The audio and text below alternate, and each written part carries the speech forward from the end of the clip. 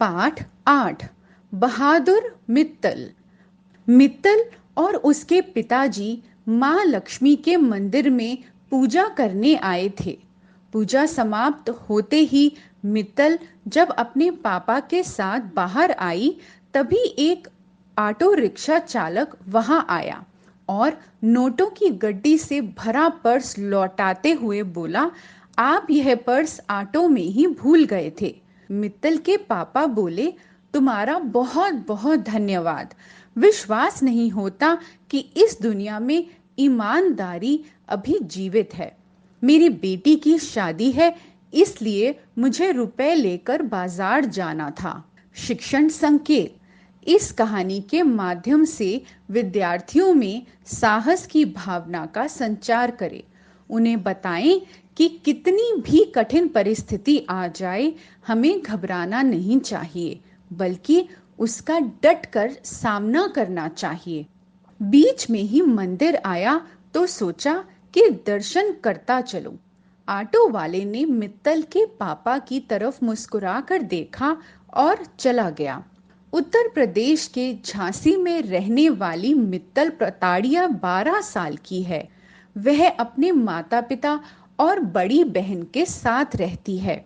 मित्तल घर में सभी के साथ काम में हाथ बटाती है। एक दिन मित्तल अपने पापा के साथ बाजार गई। बाजार में वही ऑटो वाला उन्हें फिर मिला। वह उन्हें ऑटो रिक्शा में बिठाकर बाजार तक ले गया। अब तक धीरे धीरे वह पापा का विश्वास जीत चुका था। बातों बातों में मित्तल के पापा ने उसे बताया कि कल उनके घर में शादी के लिए बाहर से मेहमान आ रहे हैं, तो शाम 7 बजे उन्हें लेने के लिए रेलवे स्टेशन जाना है। ऑटो वाले ने कहा, आप चिंता ना करें, मैं आपको समय पर रेलवे स्टेशन पहुंचा दूंगा। मित्तल के पापा निश्चिंत हो गए। वे बाजार से खरीदारी करके घर आ गए। अगले दिन दिवाली की चहल पहल थी। सब जगह खूब रौनक थी। मंदिर में आरती हो रही थी। मित्तल के पापा ने बहुत देर तक ऑटो वाले की प्रतीक्षा की। जब वह नहीं आया तो वे दूसरा ऑटो लेकर रेलवे स्टेशन चले गए। इधर सब घर के काम में लगे हुए थे। मित्तल और उसकी बड़ी बहन घर में दीपक जला रही थी। माँ ने मित्तल की बड़ी बहन को पड़ोस में किसी काम में भेज दिया। अब मित्तल अकेली घर में दीपक लगा रही थी और माँ कमरे का खराब बल्ब बदल रही थी। तभी वह ऑटो वाला अंदर आया। माँ ने उससे कहा कि वह बहुत देर से आया है, अब ऑटो नहीं चाहिए।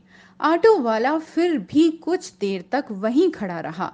फिर बोला, मुझे एक गिलास पानी पिला दीजिए। मित्तल की माँ ने मित्तल को पानी लाने के लिए संकेत दिया। मित्तल पानी लेने अंदर गई। तभी ऑटो वाले के एक अन्य साथी ने अंदर का दरवाजा बंद कर दिया। जब मित्तल पानी लेकर आई तो उसने देखा कि ऑटो वाला माँ की गर्दन पर चाकू रखे हुए है। ऑटो वाले ने मित्तल से कहा, देखो, शोर मत मचाना, नहीं तो तुम दोनों को जान से हाथ धोना पड़ेगा। बताओ, अलमारी की चाबी कहाँ रखी है? मित्तल एक पल के लिए सहम गई, फिर साहस बटोरकर बोली, आप अंदर चलिए, हम ढूंढते हैं। मित्तल और उसकी माँ ऑटो वाले और उसके साथी को अंदर ले गईं। दोनों अलमारी की चाबी ढूंढने का बहाना करने लगी। मित्तल रत्ती भर भी नहीं घबराई। वह बोली, अरे हाँ, कल पापा सामान लाए थे तो चाबी पापा ने ही रखी थी। क्या मैं पापा से फोन करके पूछ लूं? खबरदार, अगर ज्यादा होशियारी की तो अच्छा नहीं होगा। केवल चाबी के बारे में ही पूछना, एक ऑटो वाले ने मित्तल को धमकाते हुए कहा। मित्तल चुपचाप पापा को फोन करने लगी।